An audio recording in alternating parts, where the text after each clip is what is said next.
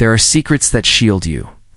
And then there are the ones that silently betray you, not because you're reckless, not because you're naive, but because you spoke a little too freely, trusted a little too quickly, and forgot that silence is a form of armor.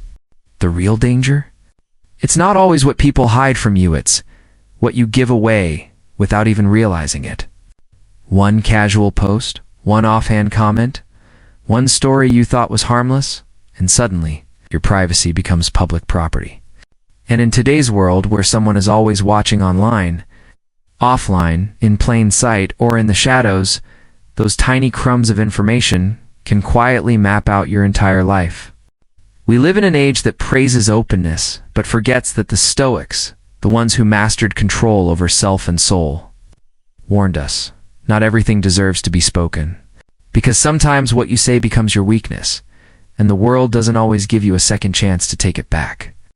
So in today's video, we're going deep into 5 things you should never share if you value your safety, your peace, or even your future. These aren't the obvious red flags, they're the quiet ones, the ones that slip under your radar until it's too late. If you appreciate what we're doing, here building a space rooted in self-mastery, clarity, and real talk, there's a simple, free favor I'll ask. Hit that subscribe button. No pressure. Just if this resonates with you. Number E. Your big wins. There's a moment after a big win when your chest swells with pride and you feel like the world should know. You landed the job, closed the deal, bought your first car or home. That excitement is real, and it's human. It feels good to be seen, to be acknowledged, to finally show the world that all those long nights and silent sacrifices paid off. But here's the thing. Not everyone is clapping for you, and some are watching for all the wrong reasons. We live in a time where attention is currency, where posting your progress feels like part of the process. Bought a house? Post it. New car? Story it? Paid off debt? Tweet it. We've been conditioned to believe that milestones only matter when they're witnessed. But in doing that, we've turned private victories into public vulnerabilities. Every photo, every caption, every finally made it moment becomes a signal not just of success, but of status. And status attracts attention, not all of it kind. Think about it like this. When you post a picture holding your house keys, standing in front of your new place with a big smile, what are you really revealing? You're not just showing joy or offering context. That photo might reveal your neighborhood, your street number, the quality of your door, or even the fact that you live alone. That image you thought was harmless? It can be dissected by anyone with time, motive, and a bit of curiosity. Aristotle once said, "The more you know, the more you realize you don't know." And when it comes to how people can use what you share, this couldn't be more true. Most of us aren't thinking like opportunists. We're thinking like optimists. We assume people are good, that our feed is filled with friends. But social media doesn't vet your audience. Your post can be seen by the friend of a friend, an ex-colleague, a neighbor you barely know, or worse, someone who knows how to use what you show. Rachel learned this the hard way. She was proud, rightly so, first home, bought with years of hustle and smart saving. She shared a few cheerful pictures. The welcome mat, the door number barely in frame, her hand clutching those shiny new keys. 2 months later, her place was broken into not once, but twice. Nothing flashy about her lifestyle, no reckless oversharing, just visibility. That was enough. To the wrong eyes, visibility is opportunity. And for people looking for an easy target, Rachel looked like low-hanging fruit. Here's a truth people don't talk about. Criminals rarely target the ultra-rich. Why would they? The wealthy have surveillance, private security, lawyers on speed dial. They're a hassle.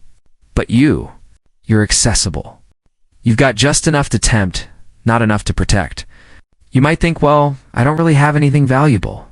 But to someone struggling, your not much looks like more than enough. Carl Jung wrote, "The privilege of a lifetime is to become who you truly are." But becoming that version of yourself, stable, proud, doesn't mean broadcasting every step of the way, especially not to a world where not everyone has your best interests at heart. We confuse self-expression with exposure. We think sharing equals empowerment. But sometimes the strongest thing you can do is withhold. There's a psychological trap here, and it runs deep. We post, not just for connection, but for validation. That dopamine hit from likes, comments, and fire emojis, it feeds the ego, and ego loves applause. But the Stoics warned us about this. Seneca said, "We suffer more often in imagination than in reality." We imagine the crowd cheering. We imagine admiration. We rarely imagine the consequences. Let's break this down with a simple rule. Before you share something, pause. Ask yourself, who is this for? Why am I posting this? Is it to inspire? Or is it to impress? Because the answer can change everything. If it's for validation, sit with that. If it's to prove something, ask to who. And why does their opinion weigh more than your own peace? Privacy isn't secrecy. It's discernment.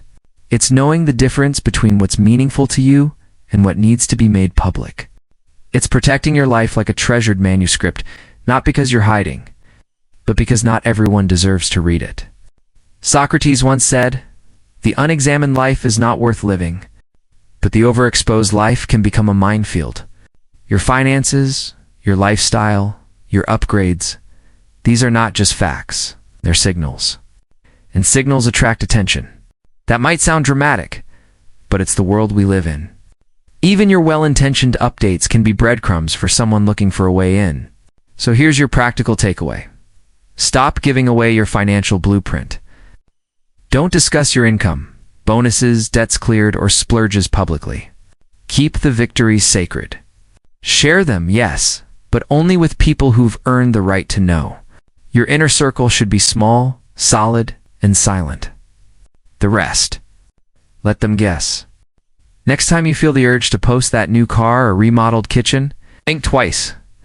Because you shouldn't be proud, but because your pride should serve you, not serve as bait for someone else. It's the difference between celebrating and broadcasting. One keeps your joy safe, so the other hangs it out like a neon sign. And if you've ever been tempted to overshare, just remember this quote from Marcus Aurelius. "He who lives in harmony with himself lives in harmony with the universe." You don't need outside approval to validate your inner peace. You don't need to explain every win to feel like a winner. So protect your milestones. Keep your money talk private. Let your life speak quietly but powerfully. Because in a noisy world, silence is no longer just golden, it's strategic. It's strength.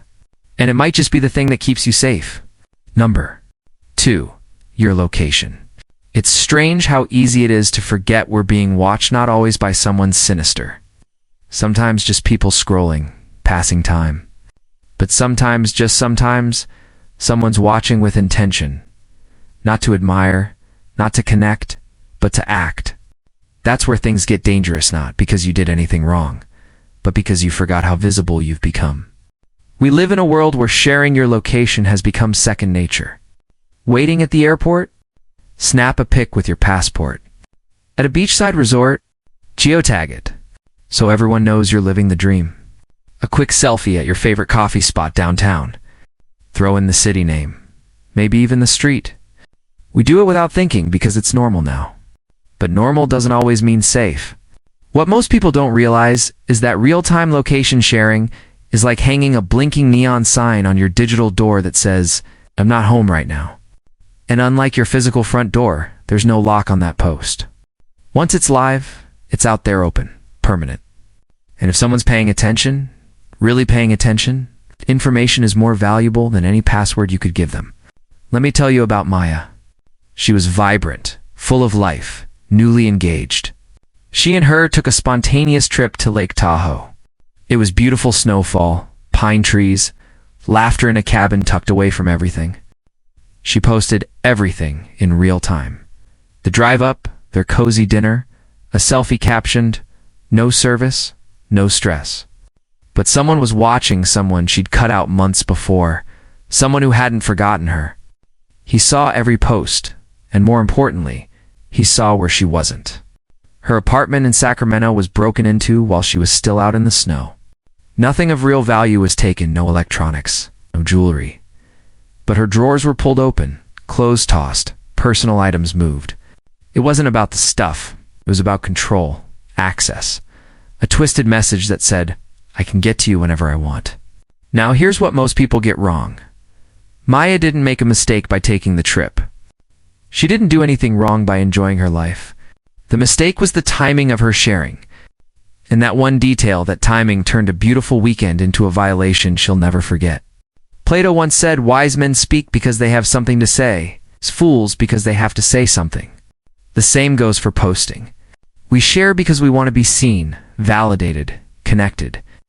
But what we forget is that visibility comes with a cost. And if we're not careful, that cost is paid in peace of mind or worse. There's a psychological need beneath all this. When we share where we are in the moment, it's often because we want to feel included, alive, part of something bigger than just ourselves.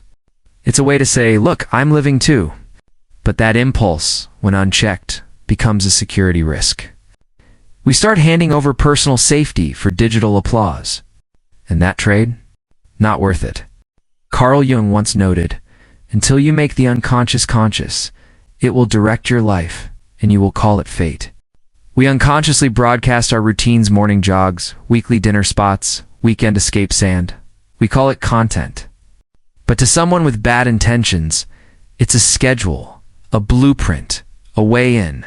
Let's bring it closer to home. That morning run you post every day at 6 a.m., now they know exactly when you're out. That weekly yoga class on Wednesdays at 7 p.m., they know where you'll be and where you won't. These aren't just harmless habits. Someone paying attention, their access points. The Stoics warned us about this kind of exposure. Epictetus said, be silent for the most part, or if you speak, say only what is necessary. That wasn't just about conversation, it was about conduct, about power. There's strength in mystery, safety in privacy, and in a world obsessed with constant sharing, the one who keeps something for themselves, that's the one who holds the real power. So here's your action step. Delay your posts. Post that sunset after you're home. Tag the restaurant after you've left. Share your trip after your plane lands back. Not because you're paranoid, but because you're smart. And while you're at it, stop making your routine so public. You don't owe the internet a play-by-play of your life. If something's sacred to you, keep it sacred. You can enjoy a moment without documenting it for the world. You can live fully and still move quietly. Socrates once said, beware the barrenness of a busy life. We're so busy updating the world we forget to protect ourselves in it. Your location isn't just a pine, it's your shield. And every time you overshare, you're poking holes in that shield. So ask yourself, who needs to know where I am right now? Is it really everyone? Or just the people I trust? Because if it's the latter, there are better ways to stay connected than a post that 400 strangers might see. And here's the final thought I'll leave you with. If you ever feel that gut punch, instinct that someone knows where you are and they shouldn't, trust it. That's not paranoia. That's your subconscious picking up signals your conscious mind hasn't yet processed. Your instincts are smarter than your impulse to share. Live smart. Move in silence. Share with intention. Because in this world, the people who stay safest aren't the ones with the loudest voices, the ones who know when to stay quiet. Number 3. Your security setup? There's a strange irony in how we think about safety today. We install cameras, motion sensors, smart locks, and alarm systems, then proudly announce it all to the internet. It's like buying the best armor money can get and then inviting strangers to come test its weak spots. Not on purpose, of course, but with one post, one casual comment. One "look how responsible I am" update, we unknowingly expose the very thing we're trying to protect. It's natural to feel proud of your efforts to secure your space. Maybe you finally upgraded from that flimsy lock to a full system with live monitoring. Maybe you installed a safe tucked discreetly behind your clothes, like something out of a spy movie. But here's where things go sideways. When you talk about it online, in casual convos, in group threads filled with people you barely know, that's when protection turns into publication. Let me tell you about Greg, a tech-savvy guy who just moved into a new home with his wife and baby daughter. He splashed out on a biometric safe top of the line, felt pretty invincible. So he joined this online renovation forum, and in the spirit of community sharing, dropped a post about it. Mentioned the brand, how cool the fingerprint scanner was. Even joked about it being tucked behind the suits like James Bond. Sounded harmless. 2 weeks later, that safe was gone. No mess, no damage, just a surgically precise break-in that took one thing and left everything else untouched. It wasn't random, it was calculated. And the thief didn't need a crowbar, they had the blueprint. What Greg missed, and what many of us miss, is that every piece of information we share creates a map not just of our stuff, but of our habits, our security, our vulnerabilities. And the people who want to hurt you the most, they're not always loud or obvious. Sometimes, they're just quietly paying attention. Carl Jung once said, "In all chaos, there is a cosmos. In all disorder, a secret order." People with bad intentions often see order in our oversharing. They watch, they connect dots, they piece together what we casually mention, and from that, they build opportunity. We don't need to scream our details to be heard. Whispers are enough. And online, everything echoes. The Stoics knew the power of restraint.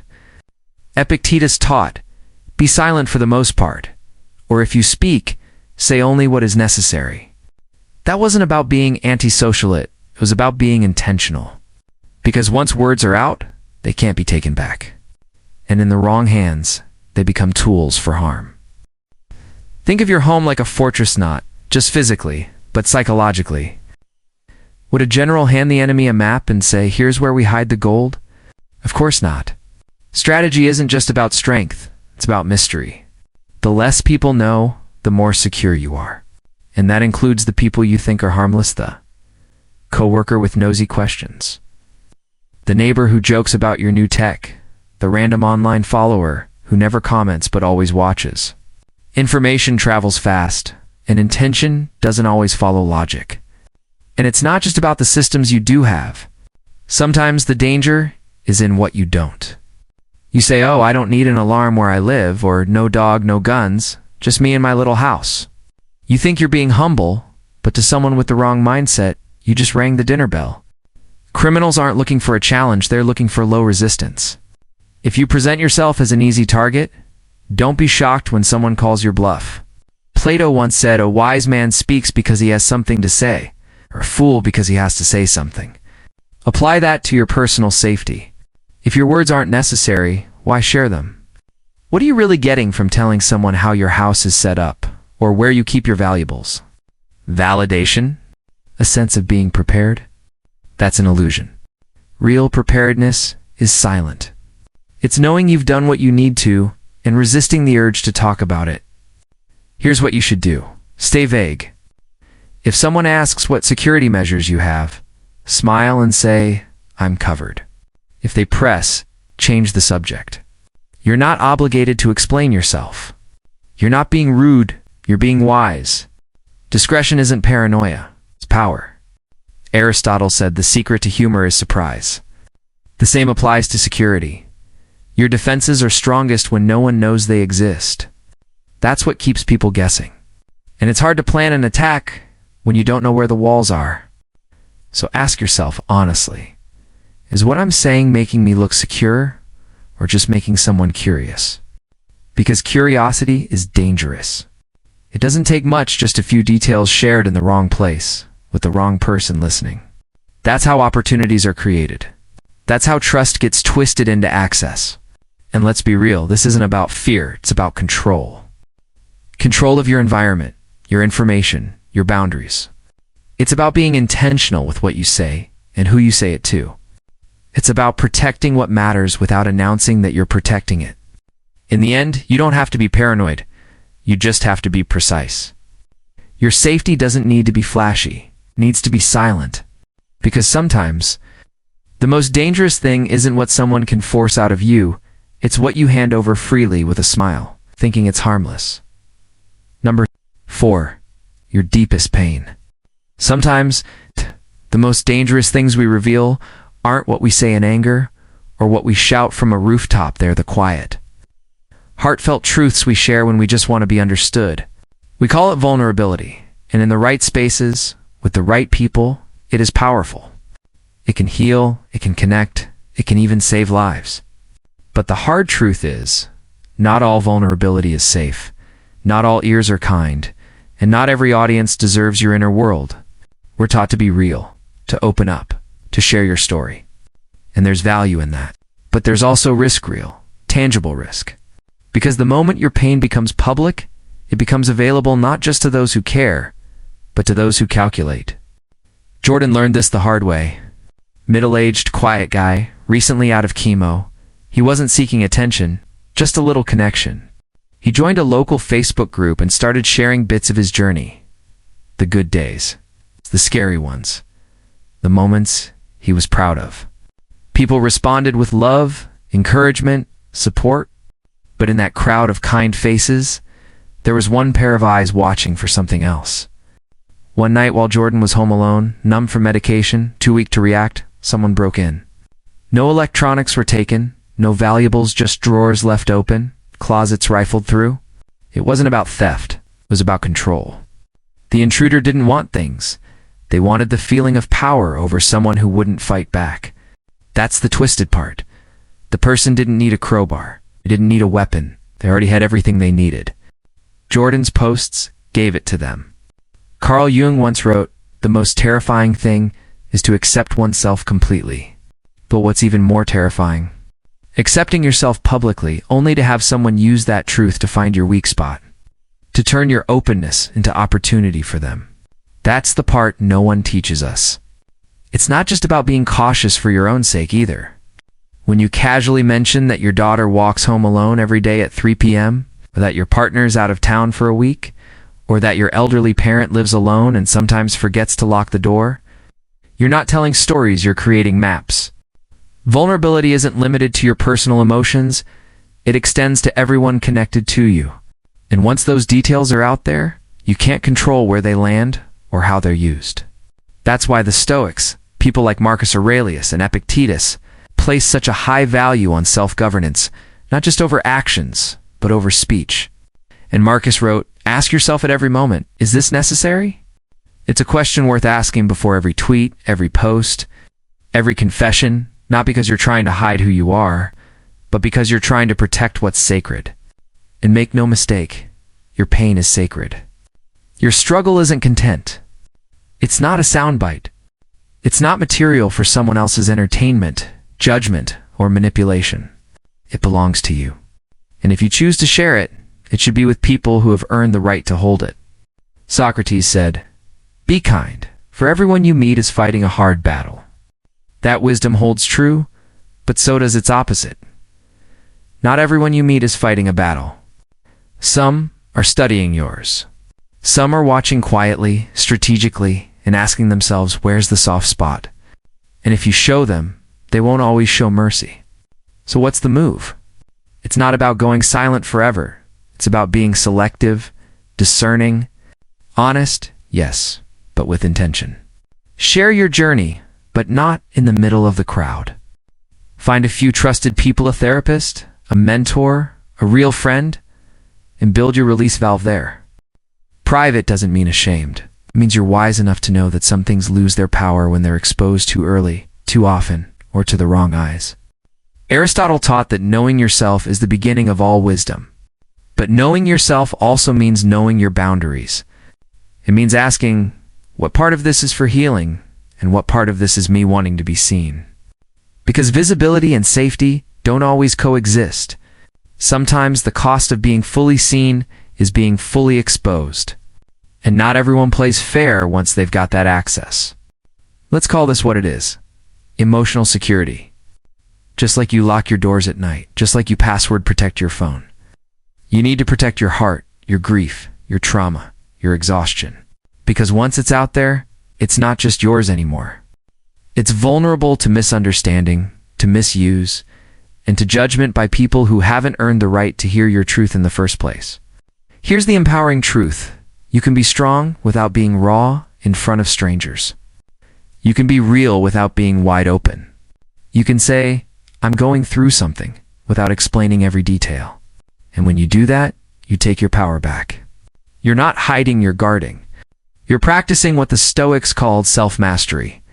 The ability to control not just your actions, but your expression.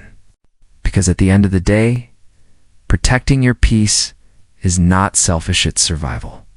It's self-respect. It's strategy. And in a world where people collect stories like currency, your silence might be the most valuable thing you own. So treat your pain like gold, not because it's shiny, but because it's rare and valuable and dangerous in the wrong hands. Keep it safe, share it wisely, and never forget. Your story is yours. No one else has a right to it unless you say so. Number 5. Your digital keys. It's strange how we've turned our memories into trivia games for the internet. Scroll through social media and you'll find people sharing their first pet's name, the street they grew up on, their high school mascot, the make and model of their first car. Like, it's harmless fun, a little digital nostalgia, right? But what if I told you that these fun facts are actually keys? And with enough of them, someone can unlock your entire digital identity. You wouldn't hand a stranger your house key and tell them which door it opens, but online? That's exactly what people do every single day, out of recklessness, but out of habit, out of a desire to connect. We've been conditioned to believe that openness equals authenticity. Now that sharing every little detail makes us more human, more relatable. But in truth, we're creating a blueprint, and we're handing it out freely. Carl Jung once said, "The world will ask you who you are, and if you don't know, the world will tell you." But now, the world doesn't even have to ask. We've already told it. And worse, we've told people we don't know. People who don't care about who we are. They care about what they can do with that information. Let me tell you about Melissa. She was a high school teacher. Bright, outgoing, loved connecting with people online. She'd post about me stories and join those viral quiz trends. Favorite band? Pearl Jam. First pet? Lucky. Hometown? Dayton. The high school where she taught. Also publicly listed. Within a few weeks, her email was compromised. Her bank flagged unusual activity.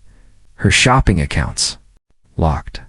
The reason wasn't some high-tech hacking scheme, it was breadcrumbs. Small personal details casually dropped, assembled like a jigsaw puzzle by someone who knew what to look for.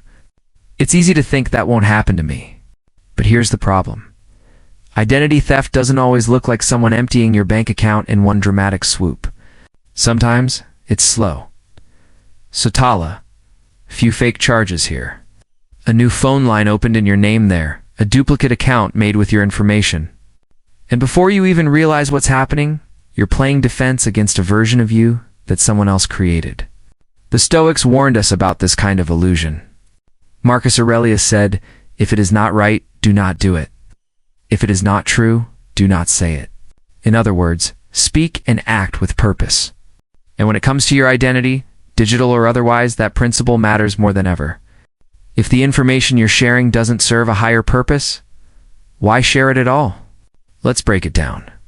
The most common security questions asked by banks and apps are things you think are harmless. Your mother's maiden name, the street you grew up on, your elementary school, your first car.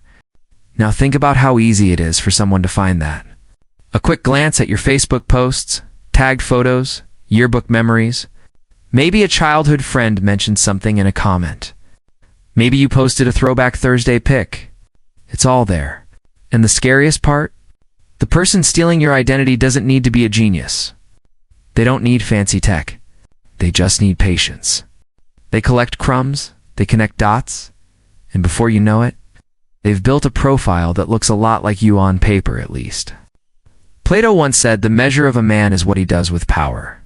In today's world, power isn't just about influence or money. It's about information. And right now, we're giving that power away to strangers without even blinking.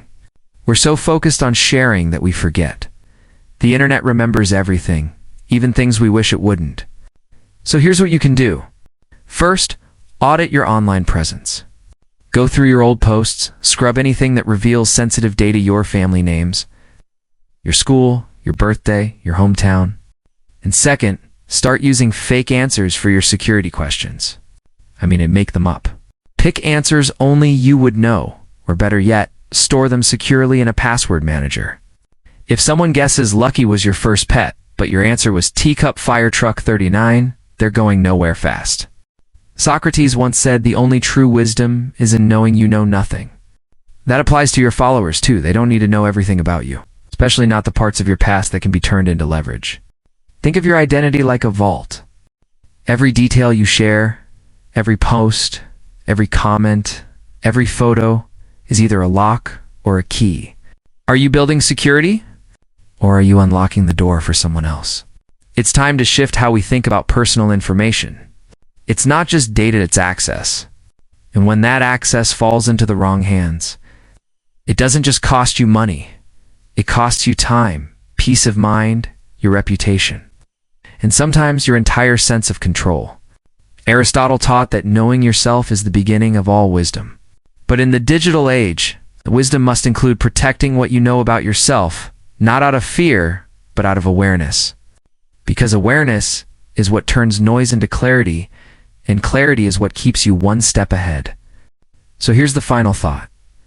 Before you post that fun fact about your past or take part in that harmless-looking quiz, ask yourself who really needs to know this. And what could they do with it if they weren't on my side? Protect your identity like it's your passport, because in this world, it is. And once it's compromised, getting it back isn't just a hassle, it's a battle. One that can be avoided with just a little more silence and a little more intention.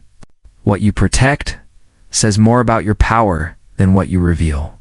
In a world that profits from your openness, guarding your identity is a quiet act of strength and a declaration of self-respect. If this message struck a chord, there's more waiting for you. Tap into the next layer of awareness by watching one of the suggested videos on your screen. It's there for a reason, because this journey doesn't end here. Thank you for being a part of Stoic Journal, a space where thought meets discipline and wisdom becomes practice. Until next time, stay steady, stay discerning, and remember, your silence isn't emptiness, it's control.